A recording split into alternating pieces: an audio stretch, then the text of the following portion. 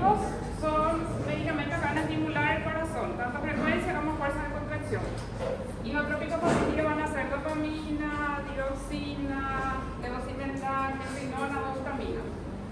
Lo que tienen una acción de disminución de la fuerza de contracción y disminución del gasto cardíaco son los inotrópicos negativos. ¿Cuáles son dos inotrópicos que vimos que son negativos? Hay dos grupos nomás que tienen acción inotrópica negativa.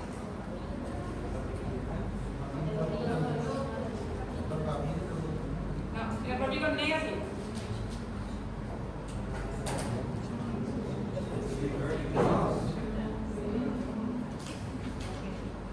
El bloqueo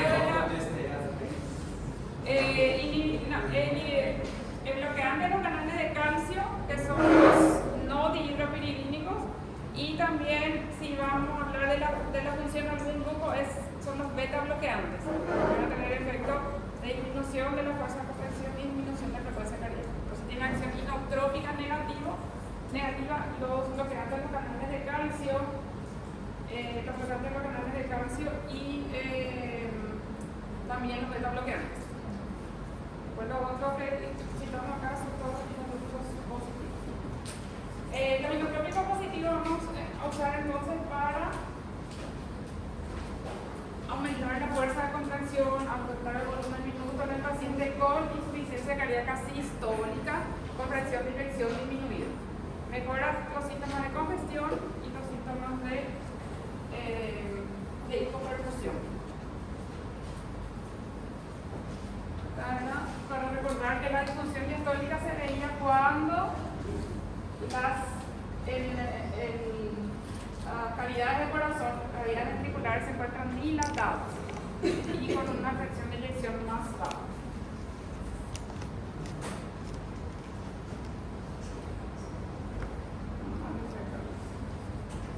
Los inotrópicos positivos son los medicamentos que más van a aumentar el gasto cardíaco en el paciente. Son los que más van a tener ese efecto.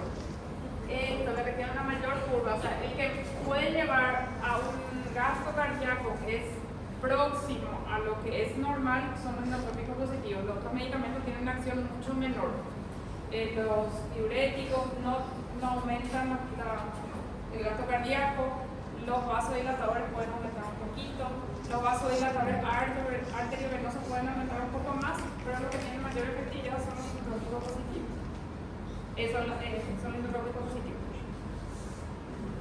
La dioxina, a diferencia de los otros medicamentos que vimos como inotrópicos, es que se puede hacer por vía oral también. O sea, se puede hacer por vía endovenosa y también por vía parenteral.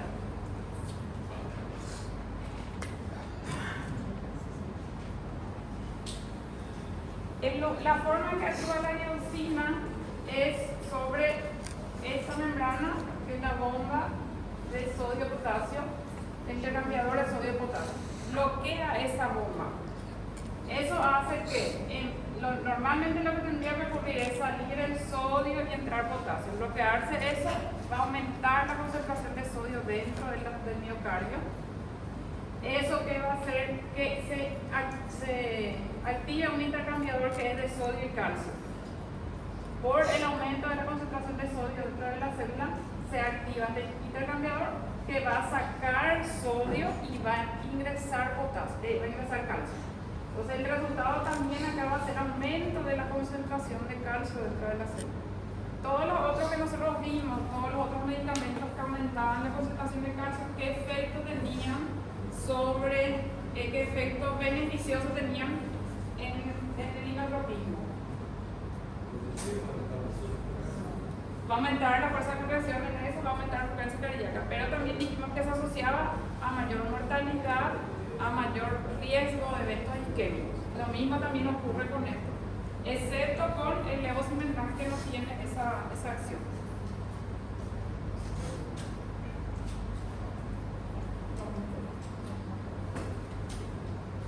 Acá se ve mejor. Ese efecto, esa acción que tiene, esa acción final, que es el aumento de la concentración de calcio, es responsable tanto del aumento de la fuerza de contracción que el efecto terapéutico. O sea, para eso se utiliza la dioxina, pero también el aumento de la entrada de calcio, pues la concentración de calcio es responsable de los efectos tóxicos. La dioxina es un medicamento que tiene un índice terapéutico estrecho, un rango terapéutico estrecho.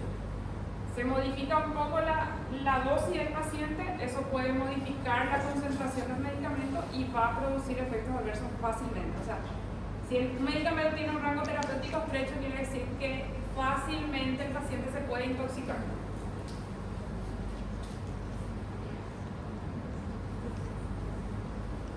Los efectos que tienen sobre el corazón son el efecto inotrópico positivo, que es el uso que más se busca, aumentar la fuerza de contracción en el corazón, pero también modifica las propiedades eléctricas del corazón e inhibe la activación neurohumoral. Este es un efecto también que es beneficioso en la insuficiencia cardíaca, porque va a tener un efecto inotrópico positivo, que es beneficioso, y va a tener un efecto sobre la inhibición neurohumoral, o sea que va a disminuir el sistema renina-angiotensina-aldosterona y va a disminuir también la respuesta simpática, que eran dos sistemas que nosotros tratamos de controlar en insuficiencia cardíaca. Recuerdan, al inicio cuando vimos IECA, ARA2, esos medicamentos actúan sobre estos dos, sobre el sistema neurohumoral, que estaba formado por el sistema renina-angiotensina-aldosterona y el sistema simpático.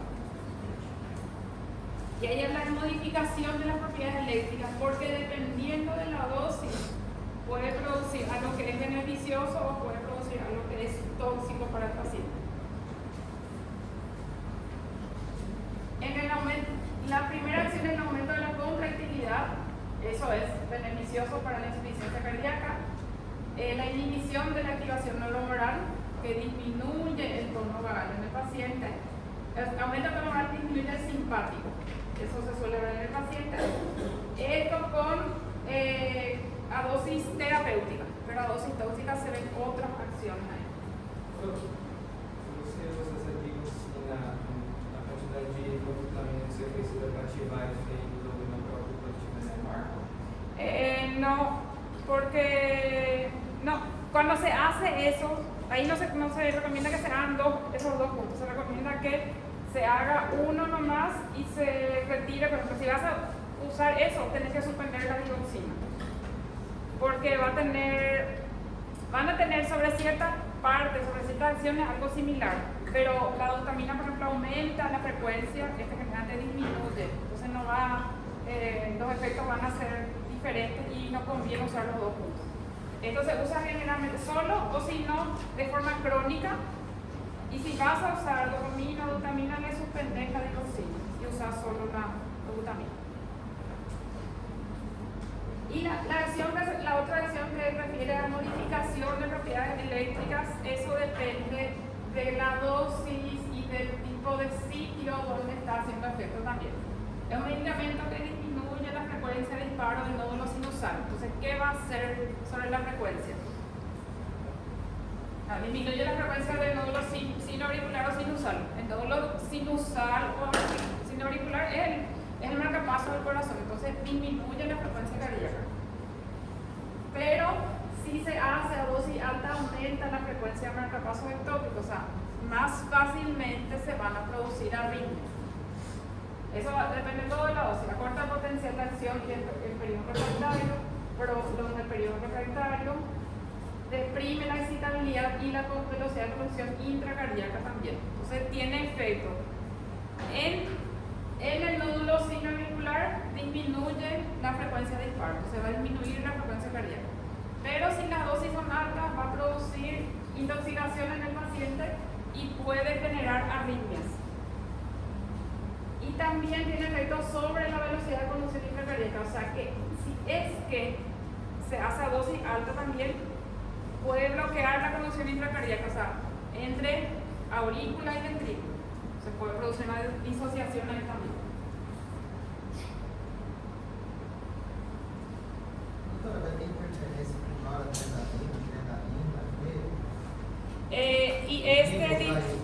Sí, puede interferir, por eso es que se tiene que usar uno nomás, porque este generalmente disminuye esa respuesta adrenérgica. Y si vos le das la adrenalina, tiene el efecto opuesto, entonces por eso se tiene que usar uno nomás. disminuye la frecuencia sinusal, o sea, en un paciente que tiene un ritmo sinusal va a disminuir la frecuencia. Disminuye la velocidad de conducción en el nódulo AB también, en el aurículo ventricular. No tiene efecto sobre el ventrículo, solo sobre aurícula y hasta el nódulo AB. Después de eso ya no tiene efecto. Este tiene efecto, decíamos, principalmente sobre el sistema, sobre el nervio vago, sobre el parasimpático, y el vago casi no tiene fibras que tienen inervación sobre el ventrículo. Tienen efecto sobre la aurícula y sobre el nódulo sinusal y el aurículo ventricular. Disminuye la activación del sistema renina-angiotensina-aldosterona, disminuye la acción simpática y aumenta la acción parasimpática. Entonces, interfiere en el control de la frecuencia cardíaca.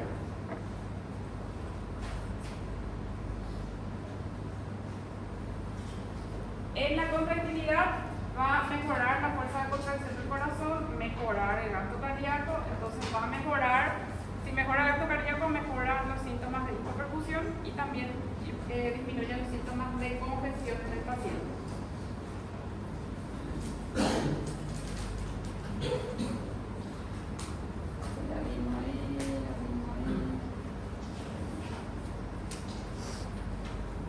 En el paciente con insuficiencia cardíaca se puede dar, o sea, se recibe para mejorar la fuerza de contracción, o sea, el gasto cardíaco, y también tiene un cierto efecto beneficioso sobre la vascularización coronaria. Solo que no está indicado en la primera fase del infarto agudo miocardio, o sea, que los primeros días post infarto no se tiene que dar, se tiene que suspender más porque ahí puede producir vasoconstricción y empeorar la perfusión en el miocardio y producir, aumentar el infarto del paciente. ¿Cómo? No. Generalmente se usa en un paciente que ya tiene una cardiopatía dilatada, porque así una de las indicaciones que vamos a ver es presión de eyección baja. Y el que tiene presión de eyección baja, menos de 35, menos de 40, generalmente ya tiene un corazón dilatado, con las cavidades dilatadas y las paredes bien delgadas. Ya más o menos en la fase avanzada, o sea, en la fase final avanzada de la enfermedad.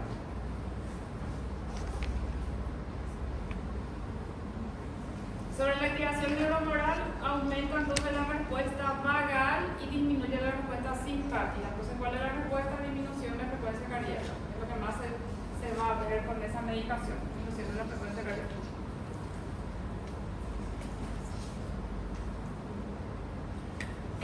Sobre la propiedad eléctrica, tiene un comportamiento que es particular dependiendo de la dosis. Si está en dosis terapéutica, va a producir disminución de la frecuencia cardíaca en el paciente por activación del simpático y disminución del activación del parasimpático y disminución del simpático.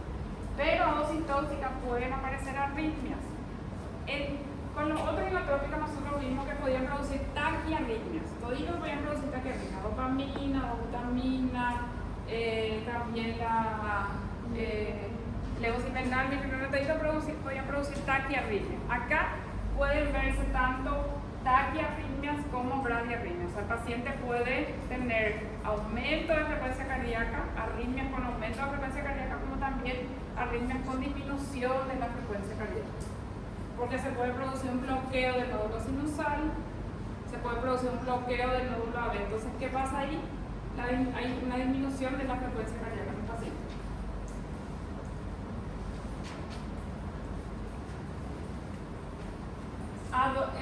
Sobre el automatismo, dosis terapéutica disminuye la frecuencia cardíaca por disminución de la frecuencia sinusal. Actúa entonces sobre el nódulo sinusal. La dosis tóxica sí puede producir bradicardia como también taquicardia en el paciente. Arritmia como fibrilación ventricular. Esta es una taquiarritmia y los bloqueos son arritmias pero con frecuencia baja. Se pueden producir arritmias con frecuencia baja y arritmias con frecuencia alta.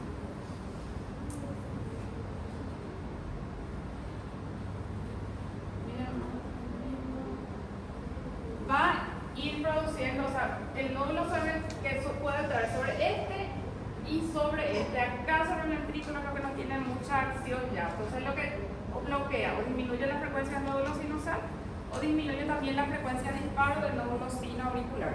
Hasta ahí es lo que suele intervenir. Y se pueden ver modificaciones en el electrocardiograma, disminución de frecuencia cardíaca y generalmente hay ensanchamiento de los intervalos PR aumentado.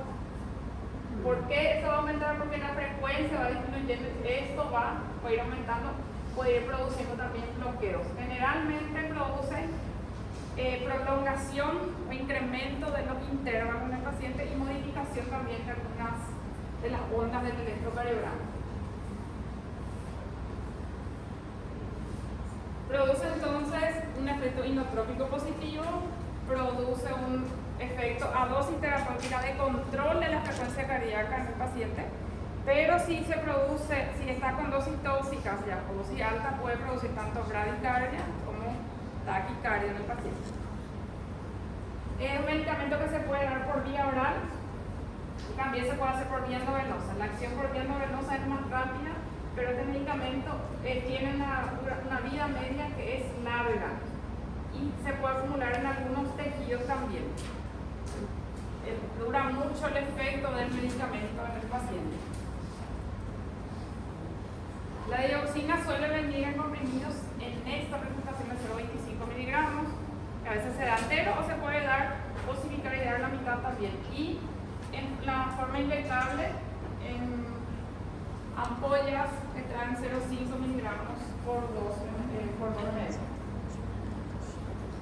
Es un medicamento que se elimina por el riñón, o sea, por los riñones, y la semivida de por sí suele ser larga.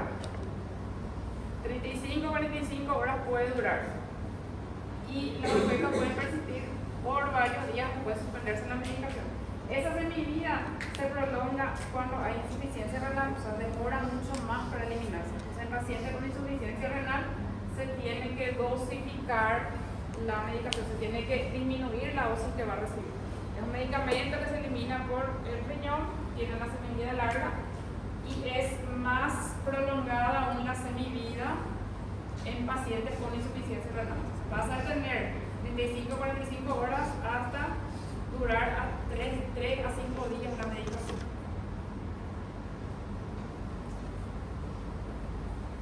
¿Para qué usamos en la insuficiencia cardíaca? Lo usamos en dos casos: insuficiencia cardíaca y las arritmias supraventriculares. En insuficiencia cardíaca se utiliza en dos casos: insuficiencia cardíaca sistólica con una arritmia supraventricular. ¿Ustedes recuerdan cuáles eran las arritmias supraventriculares y las ventriculares?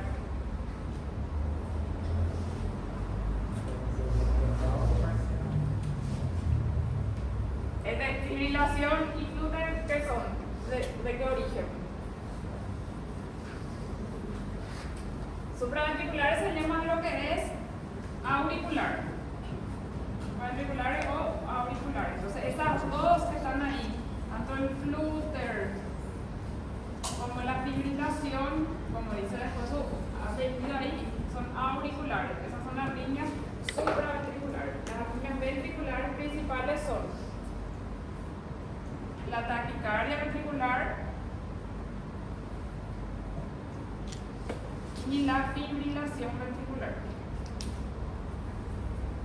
Las arritmias, o sea, el caso donde se va a utilizar es esto: el paciente que tiene flutter auricular o fibrilación auricular asociada a insuficiencia cardíaca sistólica. Entonces, en ese caso se puede usar, y lo que ayuda es, primero, va a tener un inotropismo positivo, va a aumentar entonces la fuerza de contracción, y segundo, va a disminuir la frecuencia en el paciente. Entonces, esos dos factores van a ayudar a mejorar su insuficiencia cardíaca. Tiene un efecto inotrópico positivo y va a disminuir la frecuencia cardíaca. Entonces, va a ayudar a mejorar la clínica del paciente.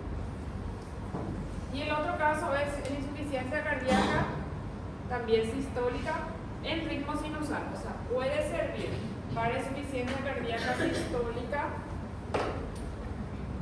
con baja presión de eyección. ¿Cuánto es la presión de eyección normal?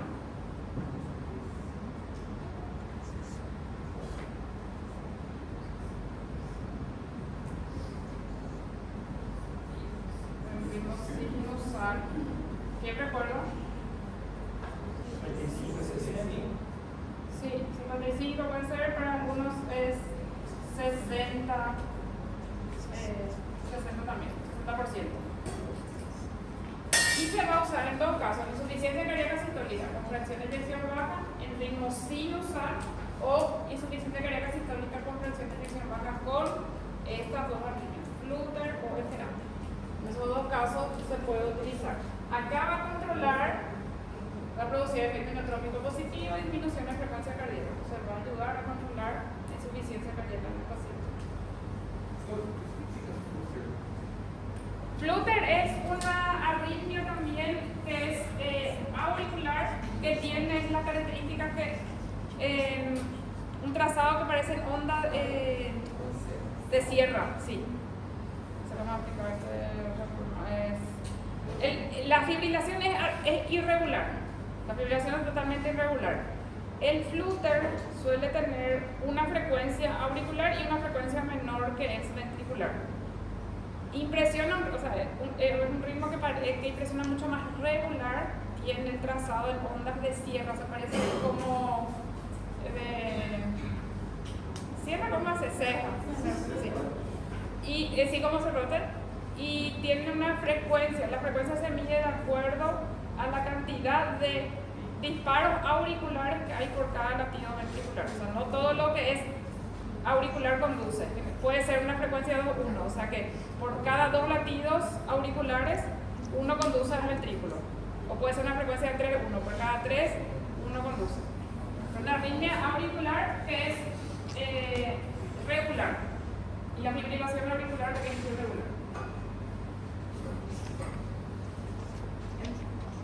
En la insuficiencia cardíaca entonces se usa cuando es insuficiencia cardíaca sistólica con presión de eyección baja en ritmo sinusal o con una de esas arritmias. En pacientes con ritmo sinusal no suele modificar la sobrevida, es un medicamento que no modifica la sobrevida de los pacientes, y se suele usar, si ven, cuando ya usó el paciente IECA, ya usó beta bloqueante, ya usó ARA2, ya usó antagonista a la aldosterona y diurético. O sea que es un paciente que ya suele estar polimedicado y no mejora con su medicación. Igual sigue sintomático, que por ejemplo sigue hematizado, sigue con dificultad respiratoria, no mejora su dificultad respiratoria. Entonces, en esos casos se utiliza. Sí, generalmente hay un paciente que tiene una presión de eyección baja que no mejora con esa medicación. Y ahí ve todo eso más dioxina, IECA, ARA2, beta bloqueante, antagonista de la aldosterona diurético, más dioxina. Es un medicamento que no mejora la supervivencia, incluso puede aumentar la mortalidad. Pero no se sabe bien si el efecto si realmente aumenta la mortalidad del medicamento o es la condición del paciente, porque si ya está, generalmente el paciente que usa ya tiene un corazón muy deteriorado, entonces capaz que está asociado a la patología de base y no tanto al medicamento. En las arritmias supraventriculares que se utilizan son esas dos, la FA y Flutter, no se pueden utilizar. Y ahí se utilizan para el control de la frecuencia cardíaca, para tratar de controlar la frecuencia nomás, porque esas arritmias suelen disparar, o sea, suelen producir taquiarritmias con frecuencia mayor a 100 que descompensan a la paciente. Entonces, para controlar su frecuencia cardíaca se les suele administrar esta medicación. Si es para utilizar en pacientes jóvenes, se tiene que asociar con otros medicamentos. Si es para usar en pacientes sedentarios, se puede usar solo dioxina. O sea, un paciente de edad que no se moviliza mucho, no realiza actividad física, puede usar dioxina no más. Ahora, el paciente que es más joven y tiene una FA o un Flutter, tiene que asociar con otros medicamentos, porque generalmente cuando su actividad es un poco más intensa, no controla la frecuencia cardíaca. O sea, si el paciente está tranquilo, no está haciendo actividad física, su frecuencia se controla con eso. Ahora, si el paciente se moviliza, un paciente que es más activo, ese paciente al hacer mayor actividad ya se puede desencadenar otra vez su arritmia.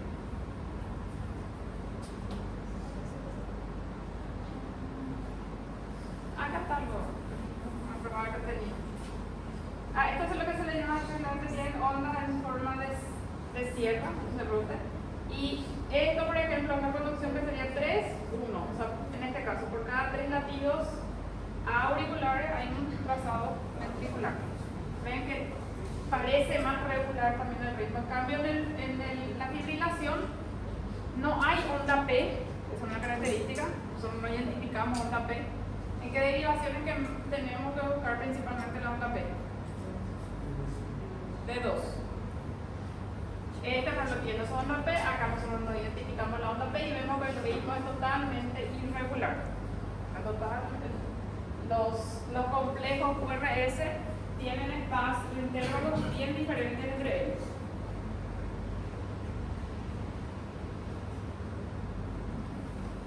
Para esas dos arritmias es lo que más sirve.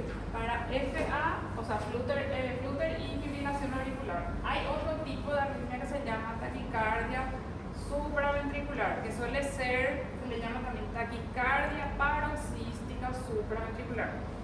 Eso significa que el paciente presenta de forma paroxística o paroxismos de su arritmia. El paciente está bien y de repente empieza su taquicardia.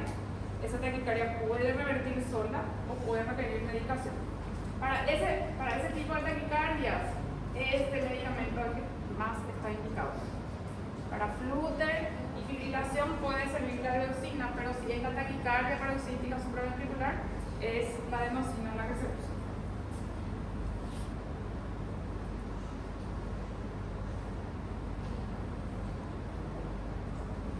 La taquicardia paroxística, la supraventricular, es regular también, de complejos estrechos, quiere decir que sus QRS son angostos.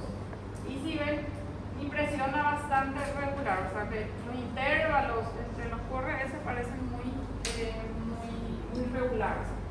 Todo esto suelen ser complejos estrechos. ¿Qué quiere decir complejo estrecho? El QRS es estreito, angosto, es finito. Acá, en el flutter, en la fibrilación, en la taquicardia paroxística supraventricular. Y las ventriculares suelen tener complejos más anchos. Una diferencia también entre ellos. ¿Hasta ahí alguna pregunta? Utilización, entonces, insuficiencia cardíaca con presión de eyección baja o insuficiencia cardíaca con flutter o fibrilación auricular. Y en arritmias, flutter y fibrilación auricular. La cubeta digitálica es una alteración que aparece en el electrocardiograma que simula, que parece acá, esto. ¿Con qué puede confundir? El segmento tiene que estar acá. Tenemos nuestra onda P, nuestro segmento 70. Entonces, a veces puede confundir con un infradesnivel del ST, pero tiene esta forma que es un poco más particular.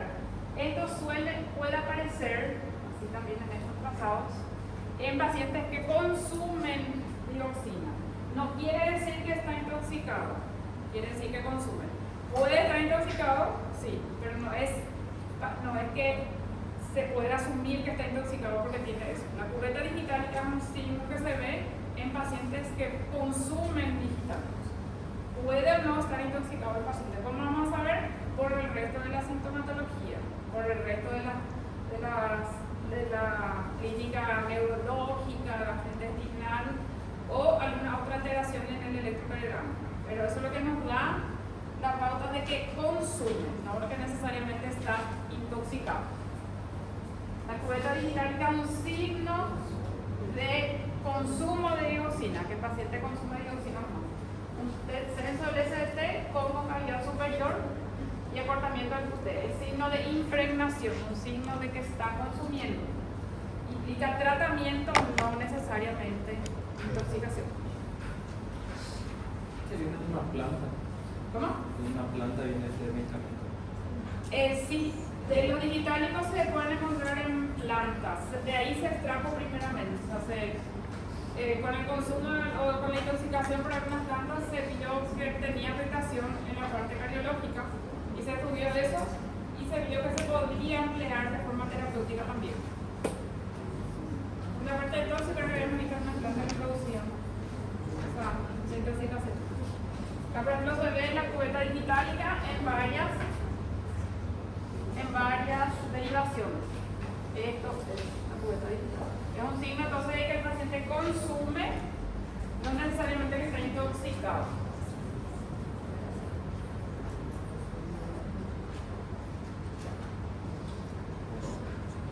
Y otro tema que tenemos que ver acá es la intoxicación digitálica. Un medicamento que les dije que tiene un estrecho margen terapéutico. Fácilmente el paciente se intoxica. Estos son los valores normales en sangre, de 0,5 a 2 nanogramos por ml. Esto se dosa en sangre.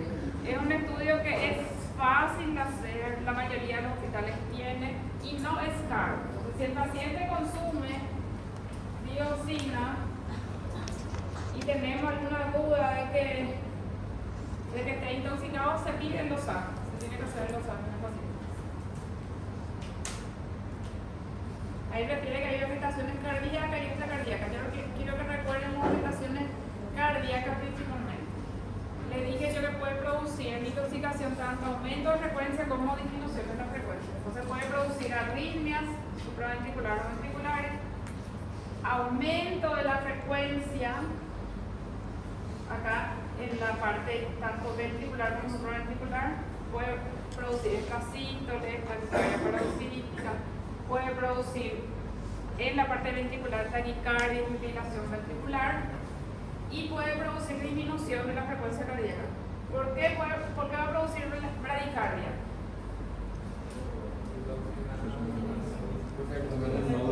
Por bloqueo del nódulo sinusal. Entonces un paro cardíaco puede producirse por bloqueo total del nódulo sinusal. Entonces se bloquea totalmente y no se conduce. El bloqueo de la conducción puede ser entre aurícula y ventrículo. Les dije que actuaba sobre el nódulo sinusal y el sino auricular. El ventrículo no, pero si bloquea la conducción entre aurícula y ventrículo, puede producir un bloqueo también de la conducción. Y las arritmias con aumento de frecuencia cardíaca, las taquicardias paroxísticas, fibrilación ventricular, taquicardia ventricular. Se puede producir tanto aumento de frecuencia cardíaca como disminución de frecuencia cardíaca en la intoxicación. Lo terapéutico que es que produzca disminución de la frecuencia. Para eso se va a utilizar, pero puede producir como intoxicación, disminución y aumento. Alteraciones en el electrocardiograma, prolongación del TR, ensanchamiento del QRS, depresión del ST. Es un medicamento que es barato, es un medicamento que tiene mucha utilidad para el paciente porque produce, tiene un buen efecto inotrópico, pero es un medicamento que no es muy seguro y puede producir intoxicaciones. De hecho se ven muchas intoxicaciones por digital, a veces porque no se ajusta bien la medicación o porque el paciente tiene esa insuficiencia renal. Sí.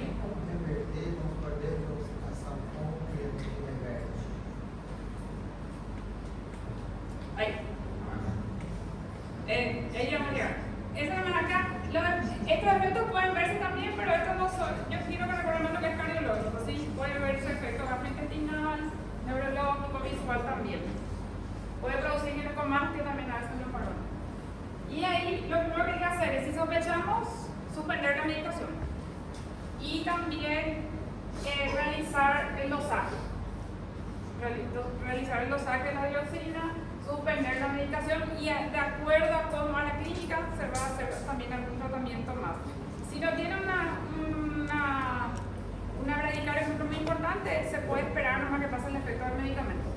Se suspende la dioxina, se realiza dioxinemia y se administra potasio. ¿Por qué le parece que se va a hacer potasio?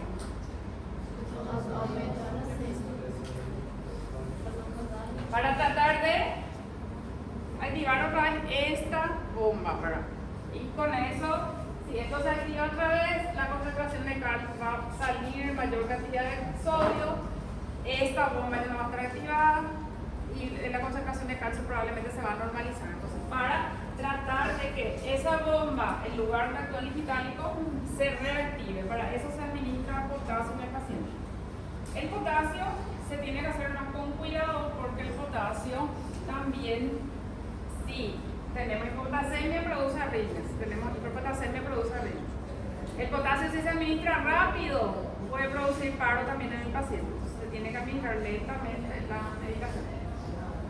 Corregir los factores que pueden aumentar el riesgo, porque si el paciente está con potasio bajo, ¿qué va a pasar? Hay más riesgo de que actúe más fácilmente la dioxina.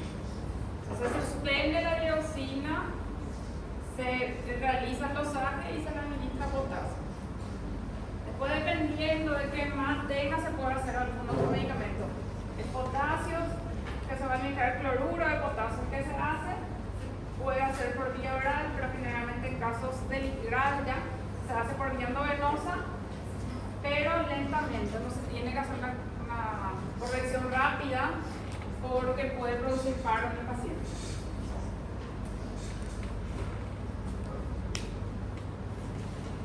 Si tiene alguna taquiarritmia, lo único que está indicado como antiarrítmico es hacer como antiarrítmico, como medicamento, es lidocaína. La lidocaína, que es el anestésico, se utiliza también como antiarrítmico. En arritmias ventriculares solo se puede hacer lidocaína. Este también tiene un antídoto que son los anticuerpos FAP, que también se pueden hacer, pero es caro y no es fácil de conseguir. Se puede tratar arritmia, taquiarritmia ventricular con anticuerpos o con lidocaína.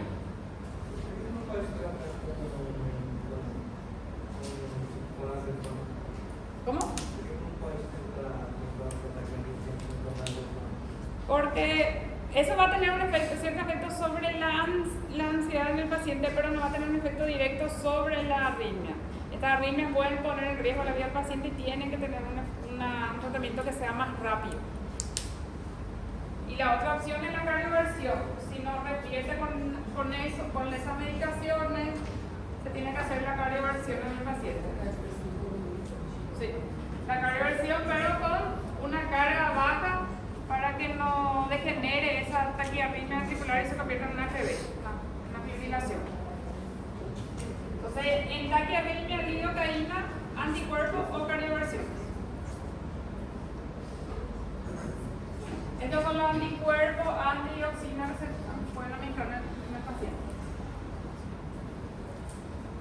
Y en el caso de que presente bloqueos o bradicardia, ahí no se tienen que hacer antiarrítmicos porque el antiarrítmico general, la mayoría disminuye la frecuencia cardíaca, no va a aumentar. Entonces no está indicado, a no ser que esté muy baja la frecuencia. En algunos casos se puede hacer atropina para aumentar la frecuencia cardíaca.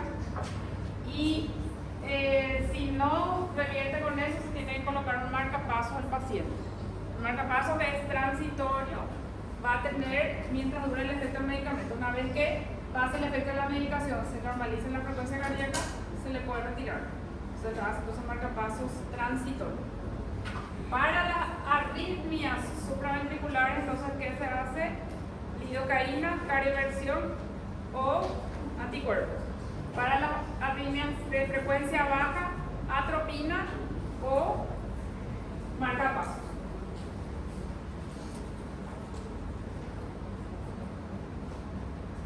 La dosis de medicamentos se tiene que individualizar, se tiene que hacer de acuerdo al paciente, de acuerdo al potasio. Si el potasio está bajo hay que corregir, de acuerdo a la funcionalidad renal. Si la funcionalidad renal está alterada, se tiene que hacer una dosis menor. Es un medicamento que mejora la clínica del paciente, la clínica tanto de hipoperfusión como de sobrecarga también. En algunos casos, si el paciente tiene funcionalidad renal normal, generalmente se hace un comprimido por día, de 0,25 miligramos. El medicamento entero se puede dar. En insuficiencia cardíaca. En FA, a veces la dosis varía. Esto, ¿cómo se hace en la fibrilación auricular? De acuerdo a la frecuencia del paciente. Si el paciente le damos 0,125, que es medio comprimido, y el paciente sigue manteniendo frecuencia alta, vas a aumentar. Puedes hacerle hasta 0,5 miligramos día, o sea, hasta 2 comprimidos día puede recibir. Eso es de qué va a depender de la frecuencia que tenga el paciente. ¿Cuánto queremos que tenga? Una frecuencia por encima de lo normal, o sea, por encima de lo que es de 60, pero entre 60, 80, 60, 70 por ahí se busca que tenga.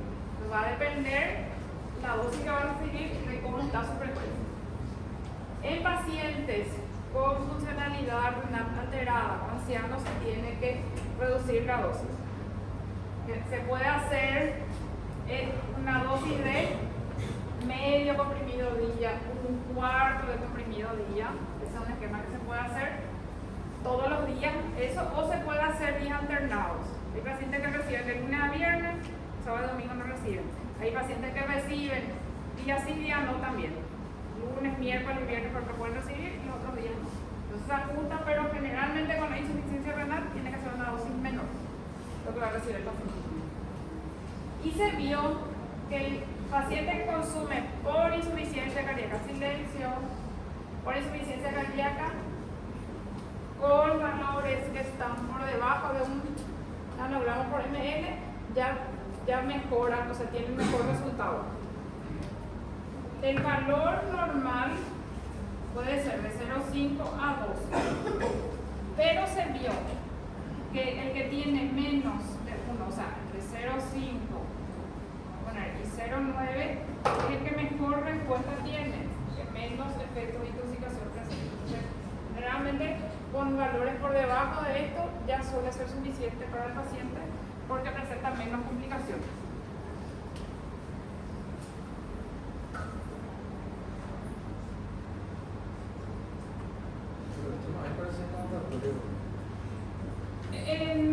No sé si acá en el hospital no sé si, pero eso hay en la mayoría de los hospitales. No sé si acá hay, pero no es difícil de hacer y no es caro tampoco. Suele haber practico por eso. ¿Cuándo va a estar contraindicado que reciba silencio? Cuando el potasio está bajo, porque hay mayor riesgo de que se intoxique el paciente. Recuerden, potasio bajo y esto.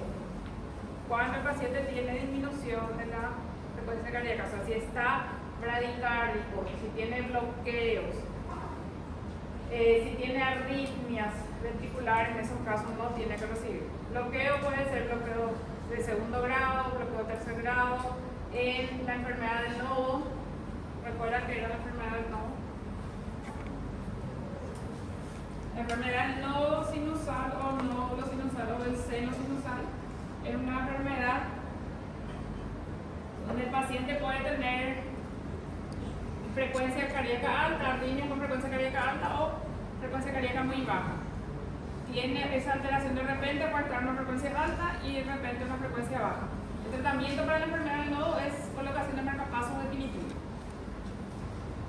No se puede hacer un medicamento que sea antiarrítmico en pacientes con frecuencia baja ni enfermedad del nodo.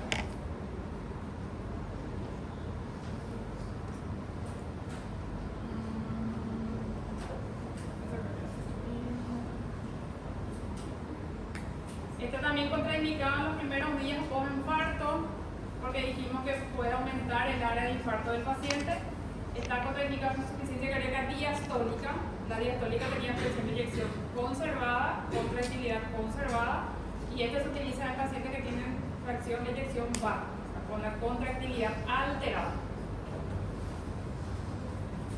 Es relativa la contraindicación en casos que aumentan el riesgo de intoxicación. Por ejemplo, insuficiencia renal, hay que aumentar la dosis, hipopotasemia, pacientes de edad, en esos casos se evalúa si se va a hacer o no. Relativo se refiere a que tenemos que ver si le conviene o no al paciente recibir.